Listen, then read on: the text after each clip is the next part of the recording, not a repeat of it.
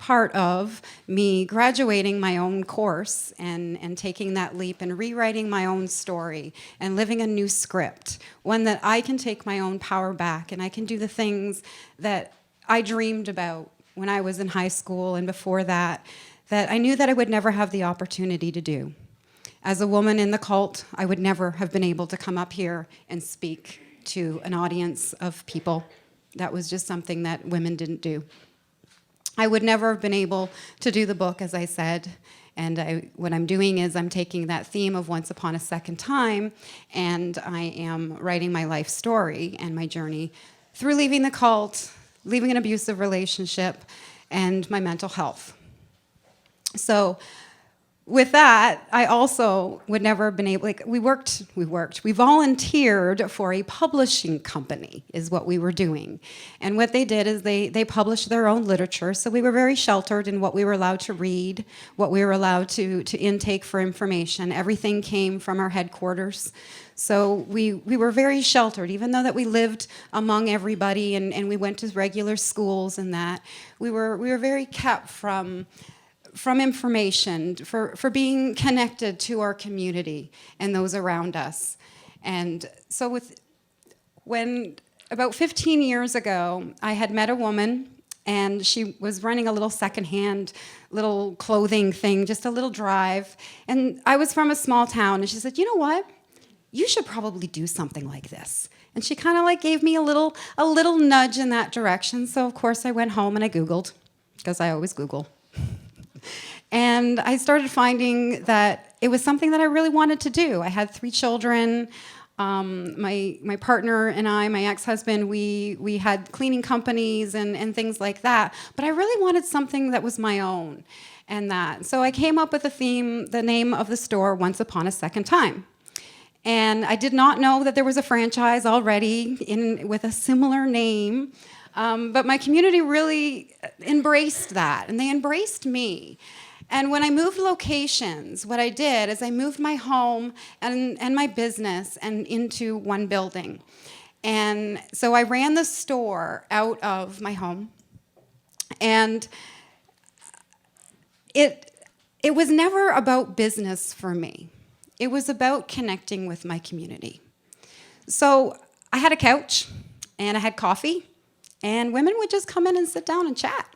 And I really enjoyed that. I was able to share with them, and they just kept coming in and apologizing that they weren't buying anything. And I'm like, no, don't worry about that. You know, I'm here because I want to be here, and I'm here for you. And what can I do to hold space for you? Because really, that was what I was doing for the people in my community. They would come in and they would ask me about homeschooling and you know, just developments with children and things like that. And I was able to just share my journey with them, with my children, with my family, with what I was doing in the community. Well, I was still in the cult at that time.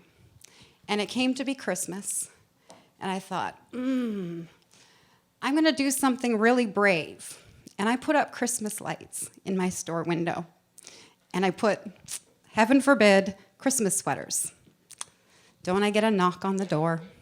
One Saturday morning, I open up the door, and there's 2 elders from my congregation standing there. And they proceeded to tell me that that because of the situation, I was going to be disfellowshipped and excommunicated, just for having Christmas lights and a few Christmas sweaters. I did this to support my customers, who I loved. They were my community, they were my friends, and that.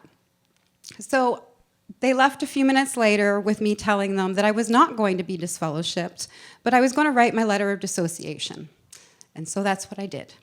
I sat down at my computer and I wrote them a letter letting them know that I no longer wanted to be part of their association anymore, their organization.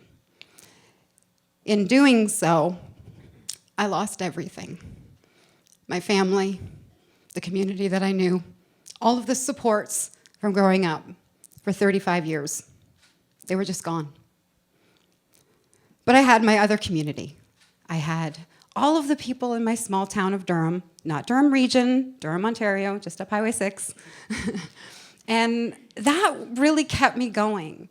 And I I appreciated everything that the people in my community were doing. Even they grew up with me, so they did know that I grew up differently. And even today, if I talk to some of them, they kind of like remember me in high school as this really shy and withdrawn person that really didn't talk to anybody.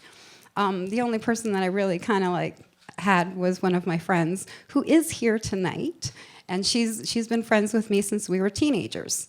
And so I do have a support that did come out of the cult as well, and I appreciate that she's here tonight to share this with me.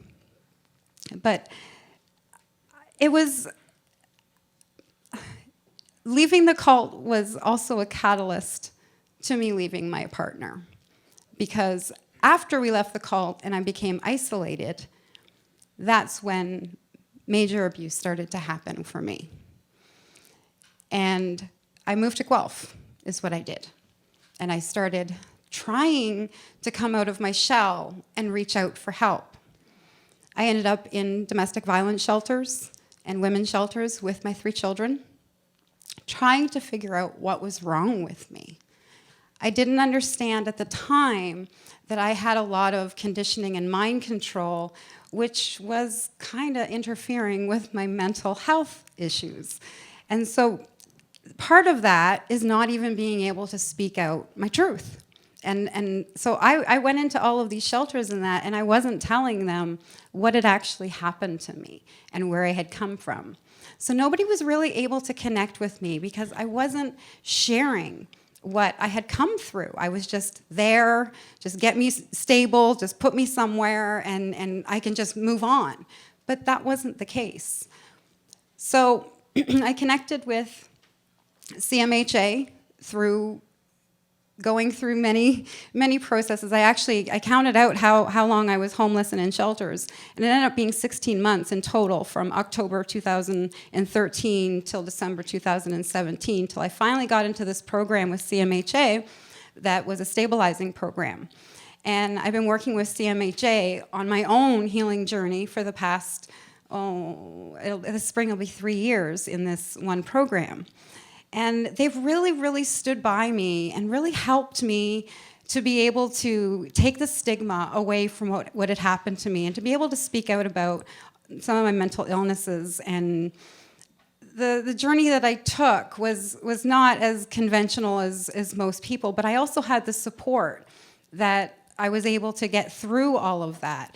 So when my worker came to me and asked me, the day after Lisa asked me to come and speak here, to be a community volunteer and do public speaking with the CMHA program and Spark of Brilliance, Beautiful Minds, and going into high schools and talking to people, talking to the youth and educating them and taking the stigma away so that they can now reach out and get help and use words that they might not have known before that can actually help others to be able to draw them out and give them the help that they need. So I'm really, really proud of the journey that I've taken so that I can get back into high schools. I homeschooled my own children for many, many years. So educating kids is really important to me, but more important to me is educating them about mental health and taking control of their own life and their own dreams, and still being able to do those things and not letting anybody stop them from living their purpose. And so I just want to close this out by saying, there is always a time, no matter how old we are or what situation that we're in, that there's always room for a once upon a second time for all of us. So I just want to thank you all for sharing this moment with me.